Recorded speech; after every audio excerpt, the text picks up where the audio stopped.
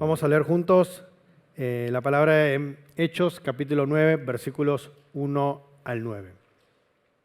Hechos capítulo 9, versículos 1 al 9. Leo el primero, ustedes leen el segundo y leemos todos juntos el último. Dice la palabra del Señor: entonces Saulo, respirando aún amenazas y homicidio contra los discípulos del Señor, se presentó al sumo sacerdote y le pidió cartas para las sinagogas.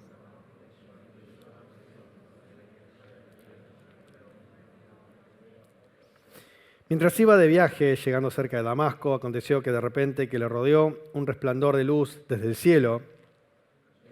Y oyó una voz que le decía: Saulo, Saulo, ¿por qué me persigues? Y él dijo: ¿quién eres, Señor? Y él respondió: yo soy Jesús, a quien tú persigues. Pero levántate, entra en la ciudad y se te dirá lo que te es preciso hacer. Los hombres que iban con Saulo habían quedado de pie, enmudecidos. A la verdad oían la voz, pero no veían a nadie. Entonces Saulo fue levantado del suelo y aún con los ojos abiertos no veía nada. Así que guiándole de la mano le condujeron a Damasco. Todos juntos, por 3 días estuvo sin ver y no comió ni bebió. Amén. Ciertamente en la vida hay cosas difíciles de hacer, y para aquellos que están a punto de casarse, como Marcos, que va a presentarse con Caro también hoy, van a darse cuenta que hay cosas nuevas que van a decir: ¿qué es esto? O, por ejemplo, usar el lavarropas. Es como que separar la ropa de color es algo complicado. Tal vez planchar, algo que lamentablemente no sé hacer todavía, con mucha vergüenza, pero bueno, ¿qué le vamos a hacer? Y otras cosas que son difíciles, que no tienen nada que ver con lo que acabamos de decir, y creo que es la más difícil de todas, es hacer una relación a distancia. Una relación a distancia es sumamente complicado, muy difícil, sumamente difícil, Gaby, complicadamente difícil, ¿o no? Porque querés ver a la otra persona, que amás tanto con tu corazón, y no es lo mismo verla físicamente que verla por FaceTime o por Zoom. Dice que 3 de cada 7 sobreviven a la relación a larga distancia, lo cual me parece un número buenísimo, porque yo pensé que iba a ser 1 de cada 1000, ¿viste? Gaby y 999 que pierden, ¿ok? Pero la verdad es que 3 de cada 7 no está tan mal, aunque 7 de cada 10 dice que fracasa en esta empresa de hacer una relación a larga distancia. ¿Por qué otra vez? Porque es difícil amar y no ver. Porque amar y ver casi como que somos seres que necesitamos la experiencia de ver a una persona, y por eso se correlaciona con este hecho de amar. Amar y ver van de la mano, y es difícil, sobre todo si amamos mucho a alguien. Y cuando tenemos acá en la Biblia a alguien que ama mucho, tenemos a Saulo, que aunque parezca mentira, es una persona que ama mucho y ama mucho a Dios. Aunque parezca que estoy contradiciendo todo lo que acabo de decir, es una persona que ama mucho a Dios sin siquiera haber visto a Dios. Dice que era una persona que le dedicó toda su vida al estudio de la palabra. No tiene un life group cada semana durante 30 minutos, sino que él dedicó toda una vida al estudio de la Torá, de la palabra de Dios. Y estudió bajo el maestro más grande de aquel tiempo, que se llama Gamaliel. Dice que era el maestro de los maestros, y uno de sus discípulos era ni más ni menos que Saulo. Esta persona que amaba tanto, Saulo, a Dios, casi como una obsesión, ¿no? Y a veces amor y obsesión, casi como que hay una línea muy fina entre lo uno y lo otro, ¿verdad? Pero estaban ahí lo tenía Saulo, a Dios, que era tan apasionado por Dios y lo amaba tanto que no soportaba que la gente mal usara el nombre de Dios. Y cuando vos tenés un grupo de personas que se hacen llamar cristianos o que son denominadas cristianas, que dicen que Dios está presente en forma humana, que fue crucificado, vos decís: pará un poquito. Porque esto lo que está haciendo es mal usar el nombre del Dios a quien yo amo. Saulo no podía aguantar de que haya personas que estén blasfemando el nombre de Dios al confesar que una persona que ha muerto en una cruz, que es la más cruel y la más vergonzosa de todas las muertes, sea considerado como Dios. Por eso va a saltar Saulo. Porque eso no podía ser así. Y por eso salta una pasión descontrolada para defender el honor del Dios que ama, pero no ve. Y dice entonces Hechos 9, 1 al 2, que Saulo, respirando aún amenazas y homicidio contra los discípulos del Señor, se presentó al sumo sacerdote y le pidió cartas en las sinagogas en Damasco con el fin de llevar precio preso a Jerusalén cualquiera que se hallara de camino, sea hombre y mujer. Es el primer inclusivo o inclusive, no sé si hablas bien o mal, que tenemos acá en la Biblia. Saulo, hombres y mujeres, los agarra, los mete en la cárcel para después ser condenados a muerte porque siguen este camino. Ese es Saulo, esta es pasión por el Dios que él no ve. Saulo creía que la tenía muy clara, como muchas veces nosotros tenemos claras todas las cosas. Y no obstante, él pensaba que veía a Dios y conocía a Dios, y lo que vamos a ver es que tal vez lo que no sabía Saulo es que no veían absolutamente nada. Él no veía las cosas como tenían que ser vistas. Él creía que miraba y por eso amaba, y lo que tenía que hacer Saulo era abrir los ojos y ver de verdad para amar a Dios de verdad. Porque para amar a Dios hay que ver.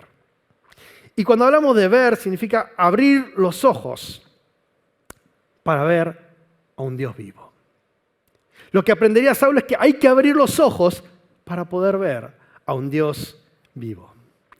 Ayer estábamos escuchando en el ¿cómo se llama esto? MT de líderes, en la reunión de entrenamiento de líderes, las canciones de Luis Miguel. No sé si ustedes conocen a Luis Miguel, pero Luis Miguel en los 90 y los 2000 era el cantante de los boleros, ¿sí? Increíblemente romántico.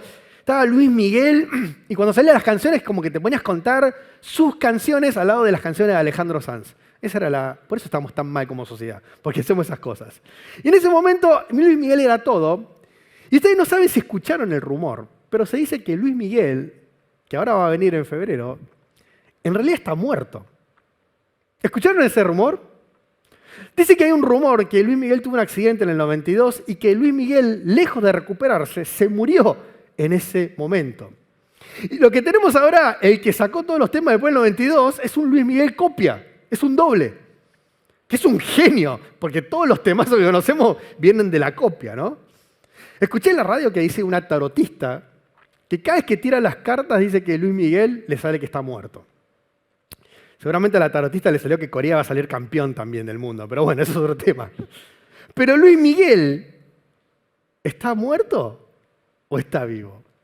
Porque una cosa es pagar 30.000 pesos por una entrada de una persona que no importa cuán bueno seas, estás muerto y solamente el doble.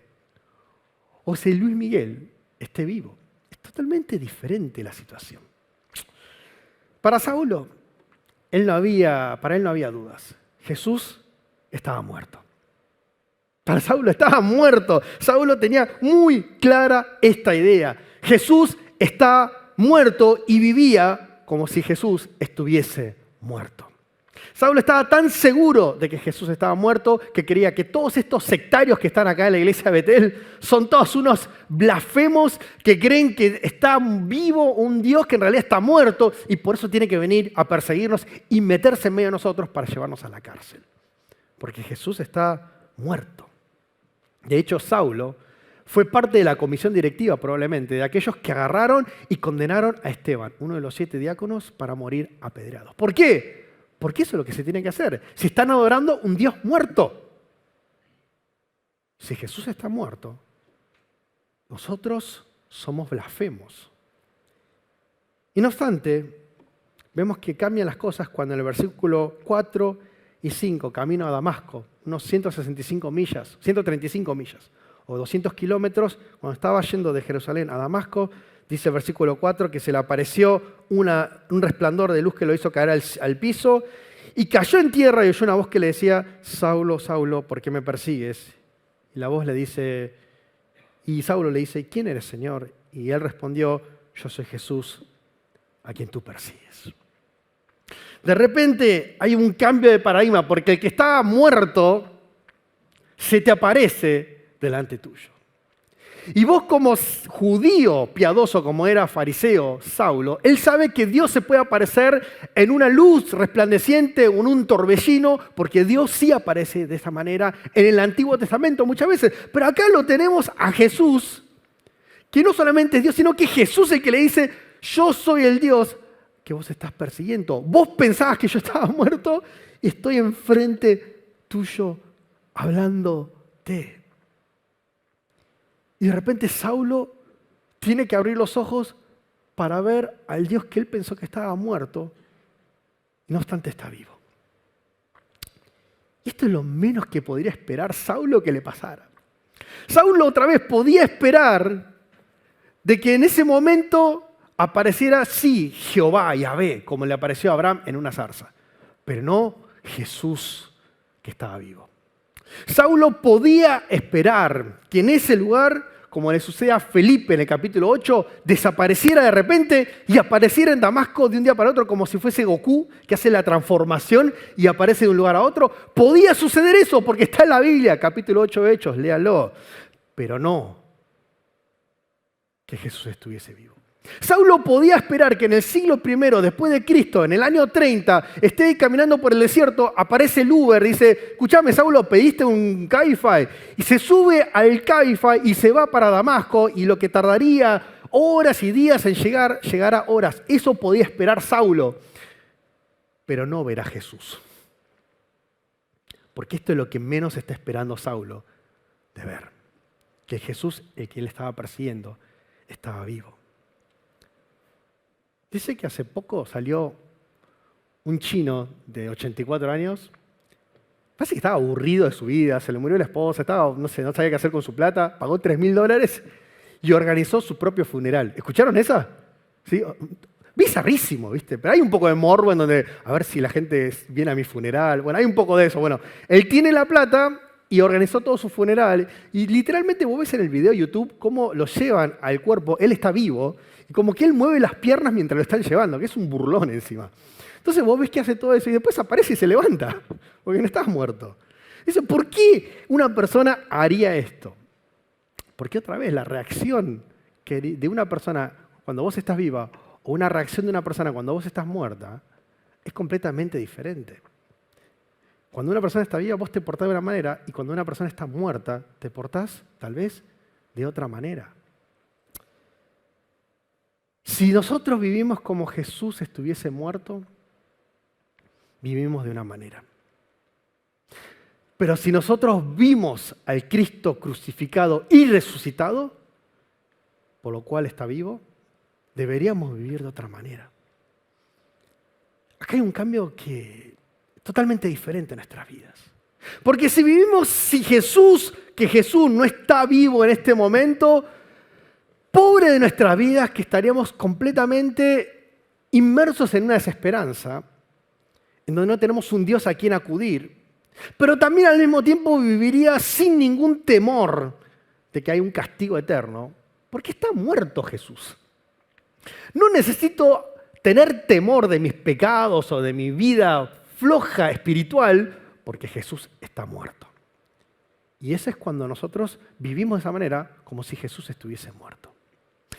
Pero si Jesús está vivo, ¿cuán grande sería nuestro temor en cada decisión que tomáramos?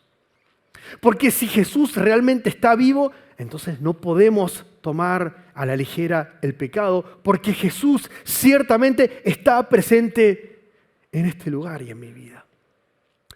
Si vimos al Cristo resucitado, no podemos vivir igual. Y si vimos al Cristo resucitado, cuán grande esperanza es de tener un Dios que vos podés acudir en cada momento de desesperanza o de dificultad o de alguien que te va a sostener para poder llegar a la tierra prometida allá en los cielos. Ver a Cristo resucitado cambia absolutamente nuestra vida.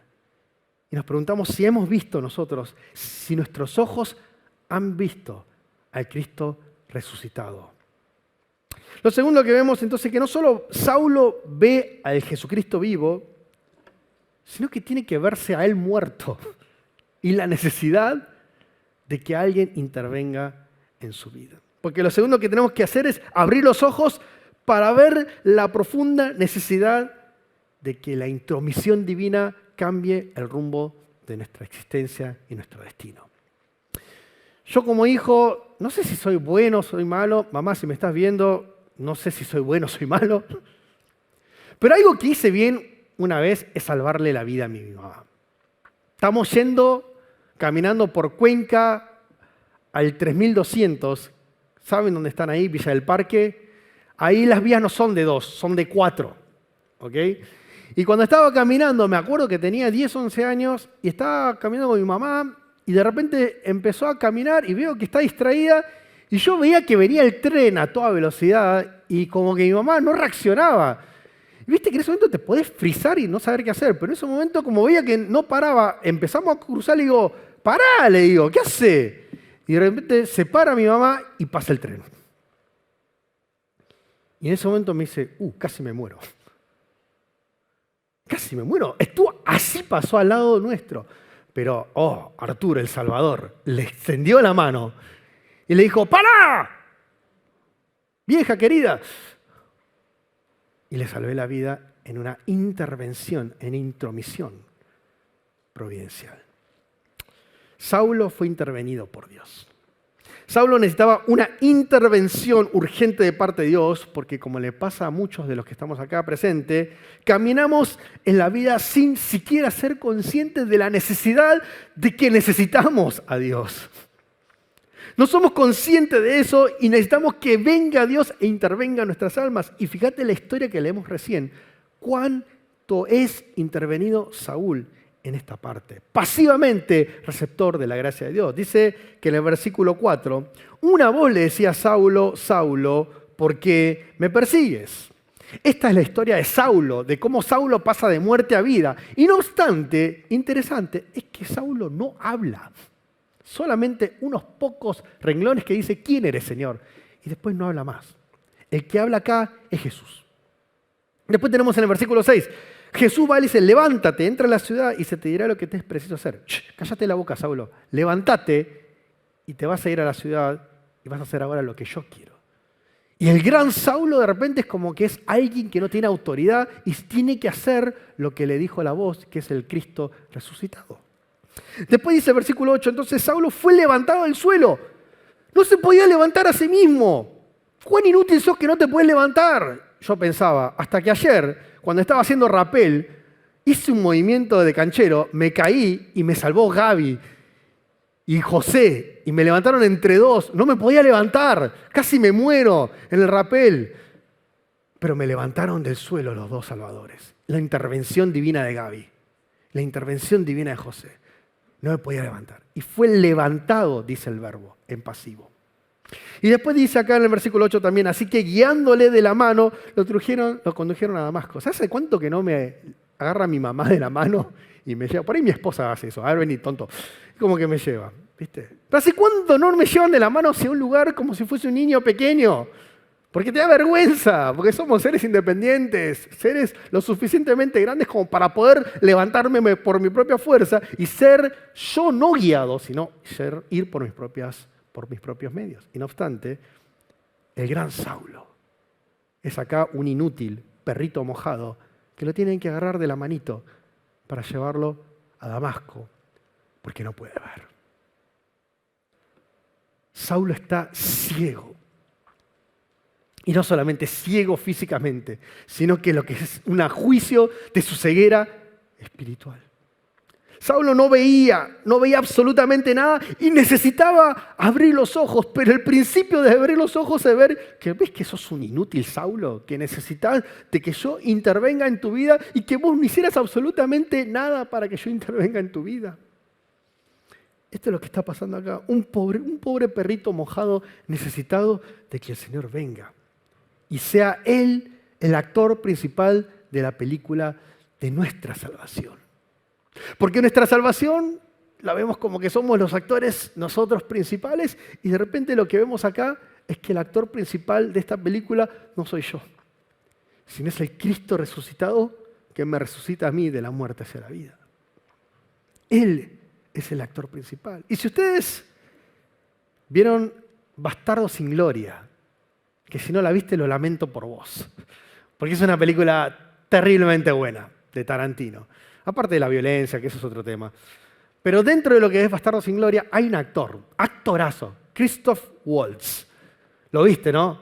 Al principio empieza a hablar en alemán, empieza a hablar en francés, después empieza a hablar en inglés, después empieza a hablar en alemán. Hay una parte icónica en donde piensan los Thanos, Brad Pitt, que se hace pasar por Tano, que le empieza a hablar en italiano como pensando que él no sabía y empieza a hablar también en italiano. 4 idiomas habla en una misma película este actor. Lo que hace Tarantino muy interesante en esta película es que no sabes quién es el actor principal. De hecho, Christoph Waltz ganó el Oscar como el mejor actor de reparto. No es el actor principal, pero casi cuando uno ve la película sí parece que él es el actor principal y que toda la película de que matar a Hitler es una excusa para que él tenga los reflectores puestos. Nos preguntamos, ¿quién es el actor principal de esta película? Y cuando vemos nuestras vidas personales, creemos que yo soy el actor principal de mi salvación y de lo que tengo que hacer. Y de repente te das cuenta que el actor principal no soy ni siquiera yo mismo de mi salvación, sino que es Cristo resucitado, el actor principal de mi destino.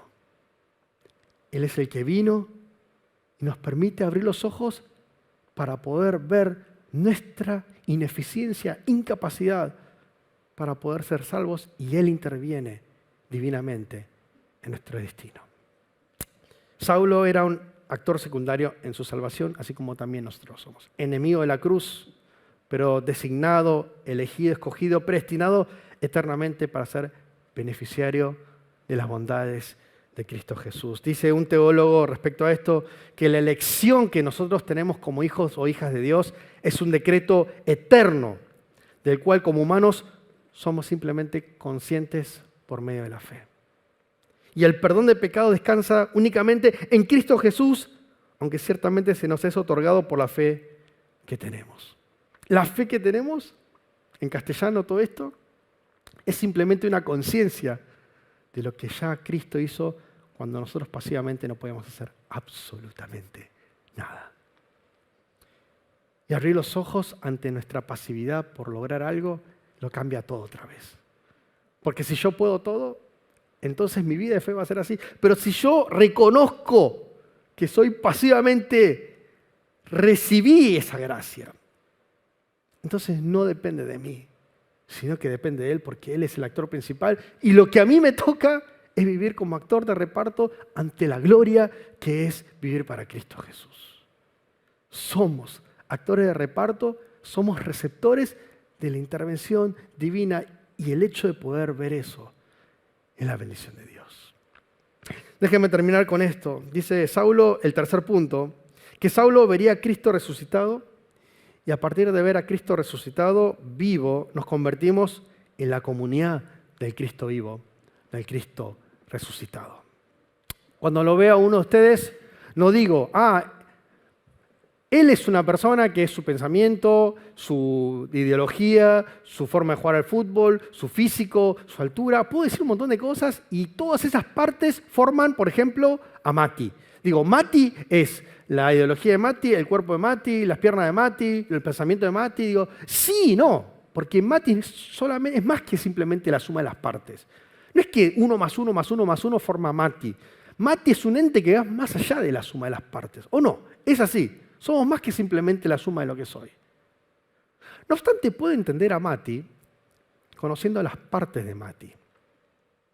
Porque si yo entiendo cómo juega al fútbol, o cómo reacciona cuando juega al fútbol, o cuando hace esto o lo otro, puedo entender cómo es Mati.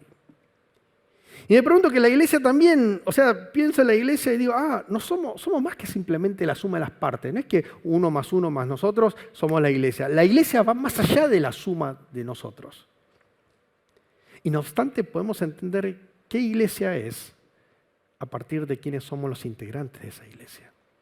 ¿Por qué digo esto? Porque vemos acá que tenemos a Saulo como un enemigo perseguidor de la cruz y asesino de la iglesia, y ahora todo cambió porque se encuentra con el Cristo resucitado. Y dice los versículos 20 al 22 que ahora el Saulo enemigo es ahora parte de la comunidad que experimenta, vive y predica al Cristo resucitado. Dice el versículo 20, y enseguida predicaba el mismo Saulo a Jesús en la sinagoga diciendo, este es el Hijo de Dios. Todos los que oían estaban atónitos y decían, ¿no es este el que asolaba en Jerusalén a los que le invocaban este nombre? Y no ha venido acá para eso mismo, para llevarles presos a los principales sacerdotes. Pero Saulo se fortalecía aún más y confundía a los judíos que habitaban en Damasco, demostrando que Jesús era el Cristo. Saulo ahora es parte de la comunidad de Cristo resucitado. Porque la comunidad de la iglesia es la formación de aquellos hombres y mujeres que han visto a Cristo resucitado en sus vidas. Y tan poderosa es esta realidad que al final de la historia del encuentro de Saulo con Cristo, dice el versículo 31, que por toda Judea y Galilea y Samaria la iglesia tenía paz. Iba edificándose, vivía en el temor del Señor y con el consuelo del Espíritu Santo se multiplicaba.